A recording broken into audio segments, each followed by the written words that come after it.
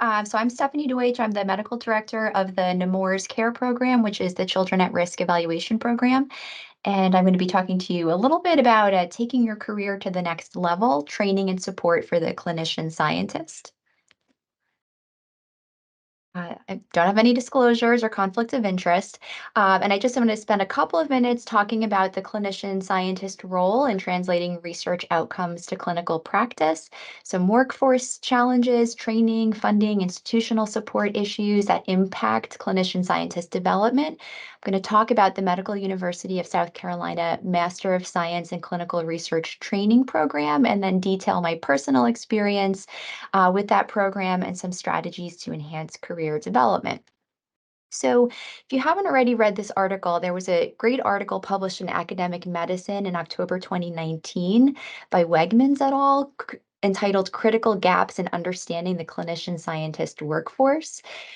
So clinician scientists, I'm just going to use that loosely as a term really to refer to healthcare professionals with some expertise in both research and clinical practice. And clinician scientists really play a vital role in translating research outcomes to clinical practice, this bench to bedside model or concept that we're all familiar with.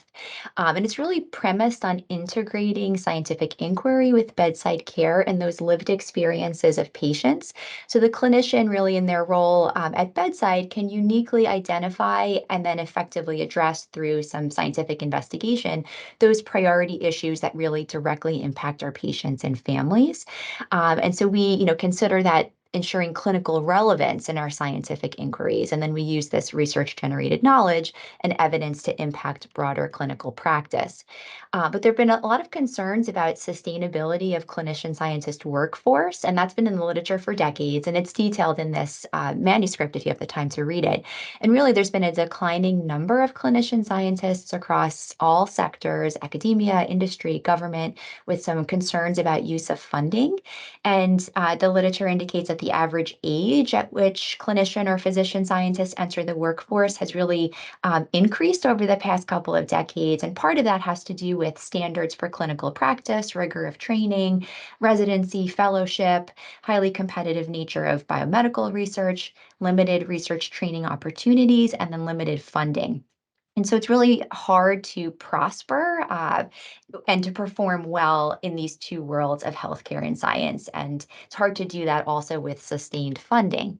So there have been a number of different strategies that have been suggested, federal programs, NIH training programs that you're all familiar with that support career development, federal and institutional programs, including those aimed to promote diversity, mentorship, really targeting different educational stages.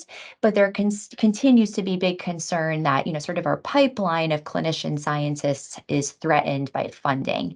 And so this article really details a paradigm shift within the research community that should occur, that one is really necessary to encourage this career path. And that part of it, we have a role as a field to demonstrate ways in which clinician scientists have a unique lens with which to analyze and contribute to clinical and research problems. And that we really need to establish more of a value proposition to say, sort of what specific nature of our work, how that contributes both to clinical outcomes and to knowledge in general. And so there have been different sort of strategies thinking about funding, promotion structures. Clinician scientists are really only able to sustain a career because of support in academic health centers or significant personal efforts to balance two often competing activities. And so part of what this article details is that there should be some consideration around whether systematic education, training, formal credentials are necessary for clinician scientists, and whether that may enable some governance structure and then establishment of a distinct professional identity for clinician scientists. And so currently, there's a lot of challenges with length of training. Typically, a clinician may spend 15 plus years. There's debt incurred, and there may be concerns about lack of relevance of research to the clinical career, depending on when that clinician engages in their research activities. And then, of course, there's recruitment and retention issues and a lack of integration of clinical and research training. And for non-physician clinician scientists, formal training programs are rare. But for physician scientists specifically, there may be defined career pathways really early on at the undergraduate level, for example, principally through MD or PhD programs, or at the postgraduate level through graduate training like the Masters of Clinical Research. But even if they're accessible, there's issues of how to pay for it, time constraints, and then limited mentorship opportunities. So really the bottom line is experts are now suggesting that maybe there should be a reduction in some clinical training time and greater focus on research training specific to those clinical areas of interest to promote that integration. So a couple training programs exist. The Masters of Science in Clinical Research through Medical University of South Carolina is one of them. And you can see here that I've included the website. The goal is really to prepare healthcare professionals whose careers would benefit from or require grant funding and participation in scholarly work. And speaking to that professionalism aspect that was mentioned in the literature, there are several core competencies that are outlined through the MSCR. And there's a variety of different ways by which to complete the program. There's a part-time option, which is very flexible. There's a full-time option, which spans 1 year and 3 months to the time of completion. There's online asynchronous participation. Typically, there's a certificate program, truncated program, 19 credit hours, whereas the master's degree traditionally requires 38 total credit hours. So the learning objectives are detailed here. For example, conducting a comprehensive systematic review of the literature, formulating that research question, choosing appropriate study design, your statistical analysis, and then, of course, your ethical standards and your professional standards by which to conduct research. So all really core skills to critique, interpret, develop your research career. So I've given you some examples here, screenshots of the full-time curriculum and the part-time curriculum. And you can see here there's slight differences. The full-time is designed for students that are pursuing doctoral degrees in medicine, dental medicine, nursing, pharmacy, for example, whereas the part-time program also offers eligibility for those at a bachelor's or master's degree level in the health professions. And so here are just some examples of course descriptions: clinical biostatistics, intro to clinical trials, regression analysis. Again, all core competencies that the clinician scientist should master in order to effectively and independently perform research. And so then there's a capstone project with a traditional master's thesis defense that is required prior to graduation, specific to the clinical field of choice determined by the clinician scientist, and one should apply the skills learned in the program. So a little bit about me. This is a photo of me from 13 years ago when I was a first-year pediatrics resident at Children's Hospital at Montefiore in the Bronx, New York.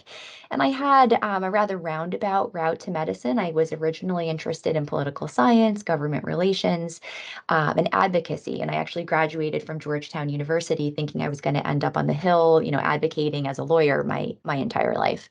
But like many of us, I had a family event that inspired me to go into medicine. And I transitioned at the end of my junior year at Georgetown into a Bachelor's of Science Health Sciences program. And then following graduation, completed a Master's of Science in Physiology to strengthen my science background in that sort of gap year concept. I completed that at New York Medical College, and then I subsequently stayed there for medical school. But I never lost that interest in social justice and children's health issues. And then I entered a general pediatrics residency and very rapidly had an interest in child abuse pediatrics. I completed during residency my first mentored research project, and I was doing chart abstraction. And you can see here, based on the date of publication, I participated in that in 2010, and it was finally published 5 years later. I was already in fellowship at that point at Children's Hospital of Philadelphia. But 4 weeks into my fellowship, I was asked, what percent of your career do you envision doing research? And at that point, I had no idea. And very rapidly, within the first couple of weeks of fellowship, I was being guided to consider potential Master of Science in Health Policy or a Master of Science in Clinical Epidemiology through UPenn collaboration with CHOP. And that was a program that required external funding. So you had to interview for both the funding and then for the master's component. And I was asked those questions in the interview. And I had no idea how to respond. And at that, I always think about this experience as probably the one time in my life when I shouldn't have been honest, brutally honest. But my response was, I really don't know. And I was very immature in my career stage, and I had very limited prior experience. I'd only done one project as a resident doing chart abstraction. But I had massive exposure in fellowship. So, needless to say, I didn't get that external funding. I didn't get into the master's program at UPenn, but I was sent to Intermountain Healthcare in Utah and completed a certificate in healthcare delivery improvement, which was on QI methodology. But I had a really limited foundation, minimal biostats and epi exposure, minimal knowledge of study methodology and design, but I had really good writing skills. And actually, in fellowship, my passion for research just exploded. And I had 9 publications, a book chapter, and 6 presentations at the national level by the time I completed fellowship and joined Nemours in 2016. In fall 2018, I was given the opportunity to enroll in the MSCR online. In full transparency, I had some medical issues in my family, and I had to withdraw and restart in spring 2019, which I consider my second official start. And I participated part-time. I really could only do 1 to 2 classes per semester based on my clinical role here. And I finally graduated in August 2023. And so the takeaways for me from the program was mostly asynchronous coursework, but still challenging, hard to juggle that clinical family research demands.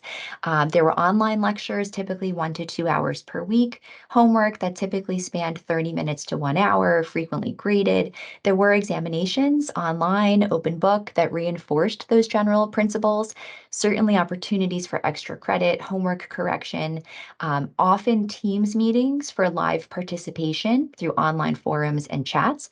Some sessions were mandatory, but we had enough advance notice to clear the clinical schedule. There was exposure to peers from a variety of backgrounds and dynamic perspectives. And finally, that flexible and very adaptable capstone project to fit my clinical interests.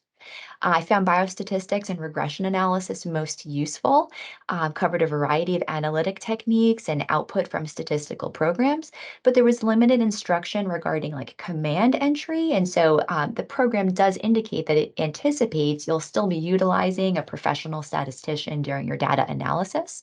I found the grant writing course really helpful. There was mock grant completion based on the capstone project, and the instructors anticipated you would utilize that document for actual grant application in the real world. Informatics and data management, capabilities of Excel and REDCap database design was really important. Certainly clinical trials, conducting trials at the institutional level, role of research personnel, was very informative. And then ethical issues, familiarity with exemplary cases, IRB process, and protocol.